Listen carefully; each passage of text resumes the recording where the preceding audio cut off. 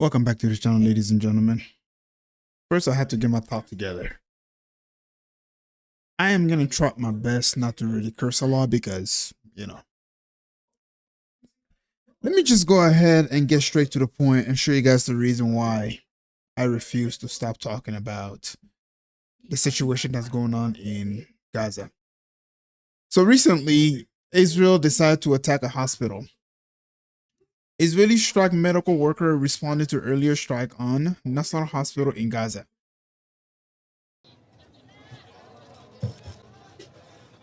لا حص... استهداف كبير الآن كما تشاهدون في هذه الصورة.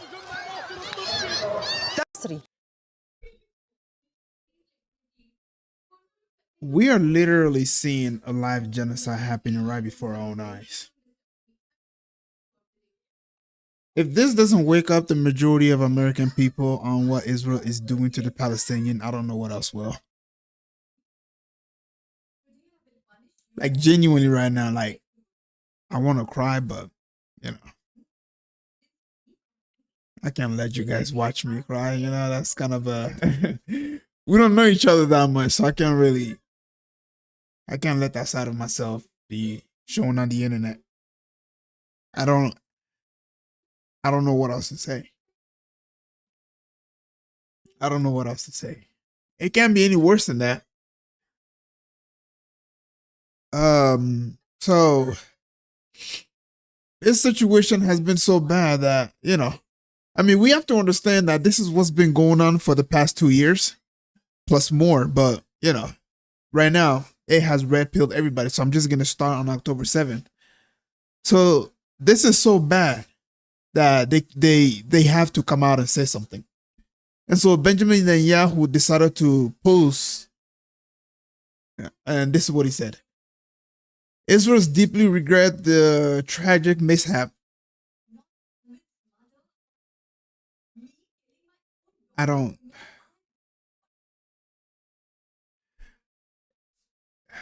Israel deeply regret the tragic mishap that occurred today at the Nasser hospital in Gaza. Israel valued the work of journalists, medical staff, all civilians. The military authorities are conducting a thorough investigation. Our war is with Hamas terrorists. Our just goals are defeating Hamas and bringing our hostages home.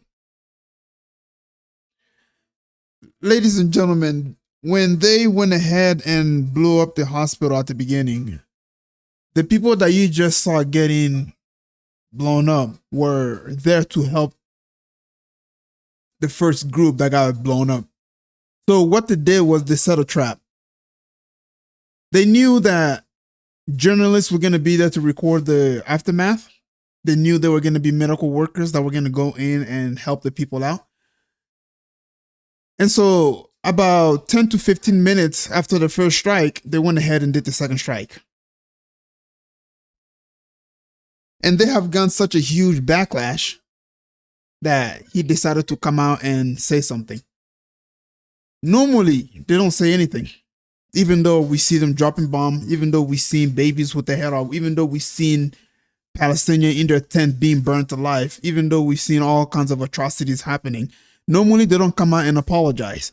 The only reason they chose to come out now is because there was already a news anchor rolling when this happened. And they realized that, they can't, they have to say something. This is the reason why they have killed over 270 plus journalists.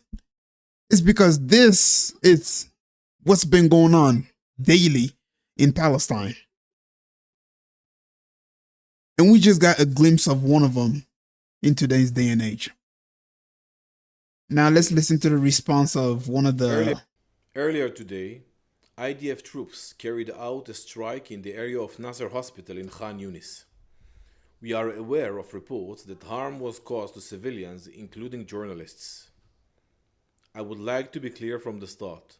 The IDF does not intentionally target civilians. The IDF makes every effort to mitigate harm to civilians while ensuring the safety of our troops. Any incident that raises concern in this regard is addressed by the relevant mechanisms in the IDF. We are operating in an extremely complex reality. Hamas terrorists deliberately use civilian infrastructure, including hospitals, as shields. They have even operated from the Nasser hospital itself. Hamas began this war, created impossible fighting conditions, and is preventing its end by still holding 50 of our hostages.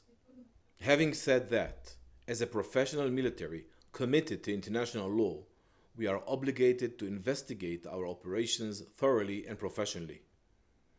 The Chief of the General Staff has instructed that an inquiry be conducted immediately to understand the circumstances of what happened and how it happened. Reporting from an active war zone carries immense risk, especially in a war.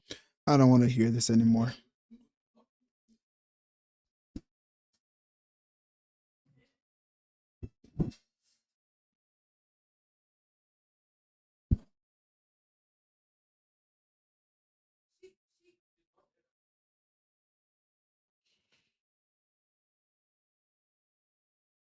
I'm gonna have to stop a little early. I'm sorry for guys. I can't. And after the attack, this is what Trump had to say about it. If we could get your reaction, sir. The Israelis bombed a hospital in Gaza that killed 20 people, including 5 journalists. When did this happen? This happened overnight, today. I didn't know that, no. Any reaction to this? Are you Well, I'm going to not talk to happy the Prime about it. Minister? I don't want to see it. At the same time, we have to end that whole nightmare. I'm the one that got the hostages out. I got them out, all of them. Steve Witkoff has been amazing. He's done a great job. But I'm the one that got them all out through my people and through me. And now we're left with probably a little bit less than 20 because I think 1 or 2 are gone. If we could get your reaction.